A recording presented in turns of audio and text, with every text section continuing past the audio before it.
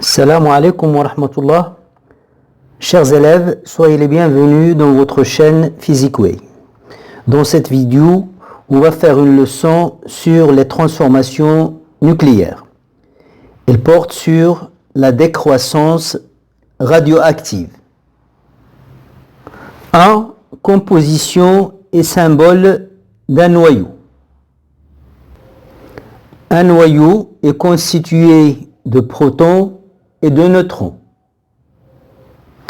Le neutron est une particule électriquement neutre. Le proton est une particule qui porte une charge électrique positive E. C'est l'opposé de la charge de l'électron. Cette charge, c'est la charge élémentaire. Les neutrons et les protons sont appelés nucléons. Le nombre de protons dans un noyau est appelé nombre de charges ou numéro atomique. On le note Z, Z majuscule. Le nombre de neutrons est noté N, N majuscule. Le nombre de nucléons dans un noyau, c'est le nombre des protons plus le nombre des neutrons. A égale Z plus N, on l'appelle nombre de masse. L'ensemble des noyaux qui ont le même nombre de protons, c'est-à-dire le même Z, le même numéro atomique, est l'élément chimique. C'est-à-dire tous les noyaux qui ont le même Z appartiennent au même élément chimique. Un élément chimique est caractérisé par son numéro atomique Z et il a un symbole chimique par lequel on le représente. Le symbole chimique est soit une lettre majuscule, soit une lettre majuscule suivie d'une lettre minuscule. Un nucléide est l'ensemble des noyaux qui ont le même Z, le même numéro atomique, et le même A, c'est-à-dire le même nombre de masses. Le symbole d'un nucléide est XAZ, où X est le symbole de l'élément chimique auquel appartient ce nucléide.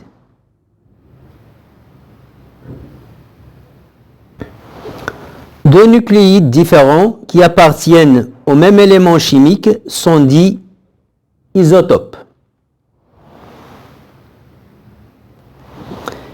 Exemple, l'hydrogène 1 et l'hydrogène 2 sont des isotopes.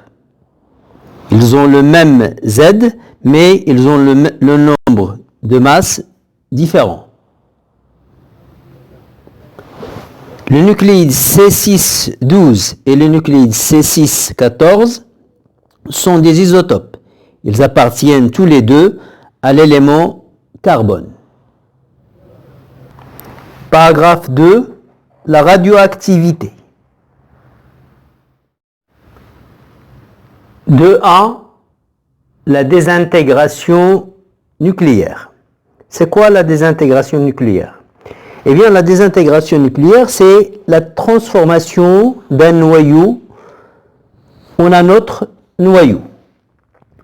Les noyaux diffèrent par leur stabilité. Il y a des noyaux stables qui ne changent pas, et il y a des noyaux instables qui vont disparaître à un certain moment, à un certain instant. Donc les noyaux diffèrent par leur stabilité. Ceux qui ne sont pas stables, ils se désintègrent pour donner un noyau plus stable.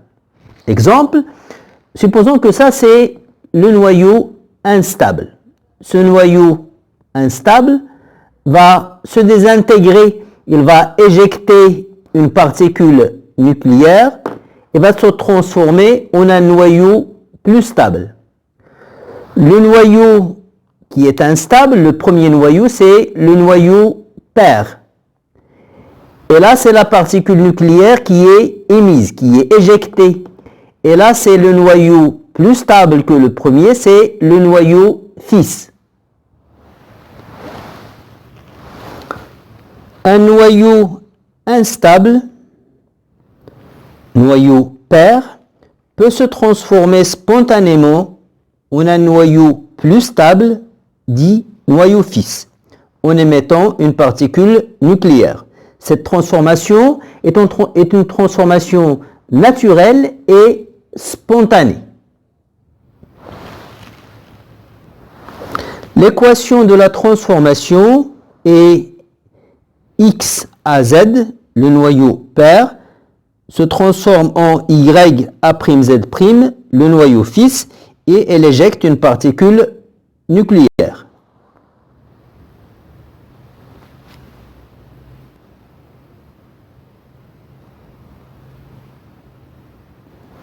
Le noyau instable, c'est-à-dire le noyau pair, est un noyau radioactif. Et là, une radioactivité. Les transformations nucléaires obéissent à des lois dites lois de Soddy. Ce sont des lois de conservation. Loi de conservation du nombre de charges. Au cours de la transformation, il y a des intégrations d'un noyau X à Z et formation d'un noyau fils Y A'Z' et d'une particule nucléaire A seconde Z seconde. La conservation du nombre de charges se traduit par l'égalité Z égale Z' plus Z seconde. Loi de conservation du nombre de nucléons. Le nombre de nucléons avant la transformation est égal au nombre de nucléons après la transformation. Donc A est égal à A' plus A seconde.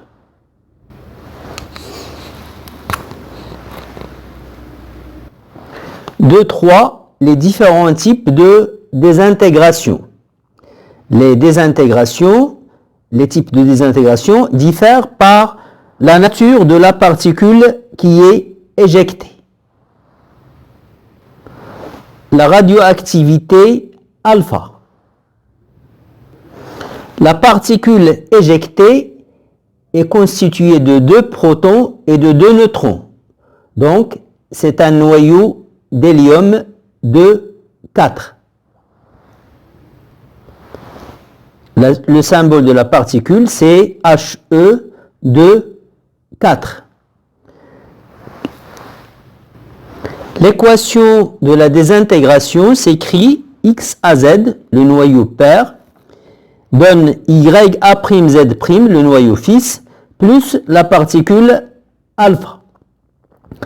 Pour déterminer A' et Z', on applique les lois de Soddy. D'après les lois de Soddy, on a Z égale à Z' plus 2. Z égale Z' plus 2. Donc, Z' est égal à Z moins 2. La deuxième loi de Soddy, conservation du nombre global de nucléons, A égale à A' plus 4. A égale à A' plus 4. Donc, A' est égal à A moins 4.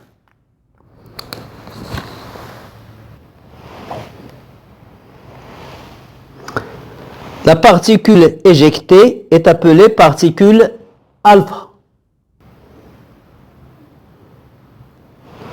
Ce type de désintégration, c'est-à-dire la radioactivité alpha, est observé chez les noyaux qui sont lourds, c'est-à-dire dont le nombre de masse est supérieur à 200. Ce genre de radioactivité, on ne le trouve pas chez les noyaux instables légers. La radioactivité β-, la particule éjectée, dite particule bêta-moi, est un électron. Mais attention, l'électron, il est émis du noyau. Il n'est pas émis du cortège électronique qui tourne autour du noyau. Il est issu du noyau même. La particule éjectée, dite bêta-moi, particule bêta-moi, est un électron. Son symbole est E-1, 0. Le nombre de charges, c'est -1 et le nombre de nucléons, c'est 0. La masse d'un électron est négligeable devant celle d'un nucléon. L'équation de la désintégration s'écrit x à z, le noyau père, donne le noyau fils y a' z', plus la particule bêta-moi, c'est-à-dire l'électron E-1, 0. Pour déterminer A' et Z', on applique les lois de Soddy. Conservation du nombre de charges, Z égale Z' moins 1. Donc, Z' est égal à Z plus 1. Conservation du nombre de nucléons, donc A égale A' plus 0, donc A égale A'.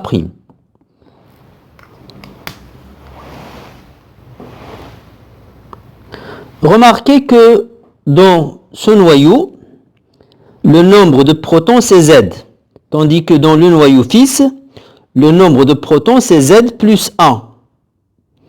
Et là, on a un électron. Donc le nombre de protons a augmenté d'une unité, mais le nombre de nucléons est le même. Ça veut dire que le nombre de neutrons a diminué d'une unité. Donc, au cours de cette transformation, un neutron s'est transformé en proton.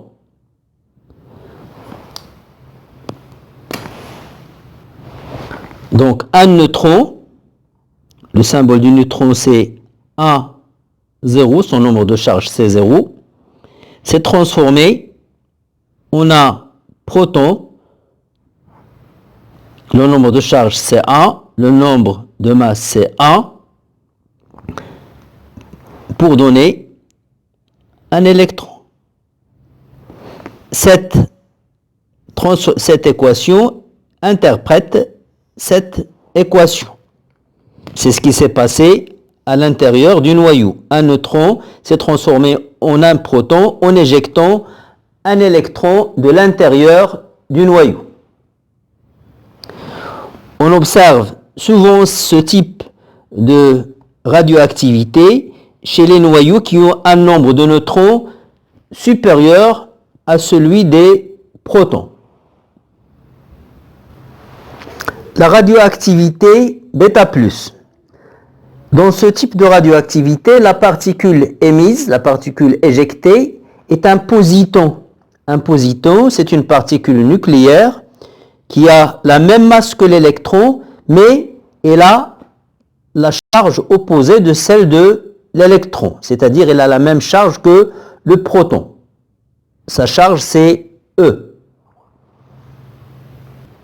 La particule éjectée est un positon appelé particule bêta+, de symbole E1,0. Le nombre de charge c'est 1 et le nombre de masse c'est 0. La masse du positon est égale à celle de l'électron.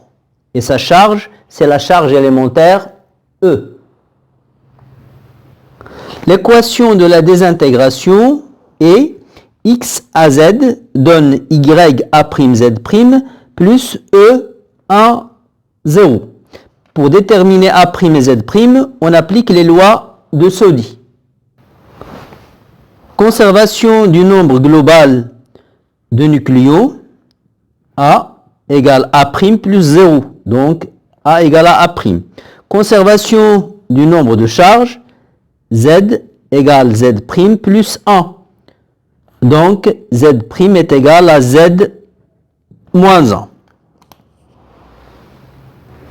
Interprétation.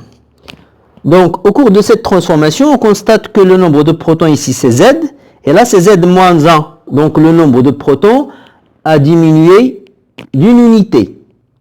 Tandis que le nombre de nucléons, il est resté le même.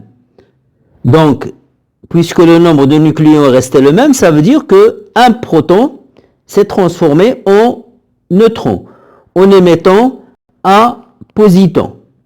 Donc, un proton, AA, s'est transformé en un neutron, N10, pour donner un positon.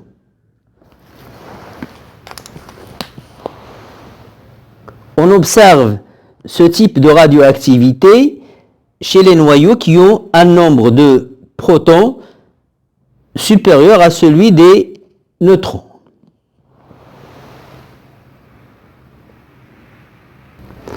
Une désintégration nucléaire est souvent accompagnée d'une émission d'un rayonnement électromagnétique, appelé rayonnement gamma. Donc le rayonnement gamma, c'est un rayonnement électromagnétique, c'est une onde électromagnétique, comme les rayons UV, comme les rayons X, comme les rayons lumineux visibles, comme les rayons infrarouges.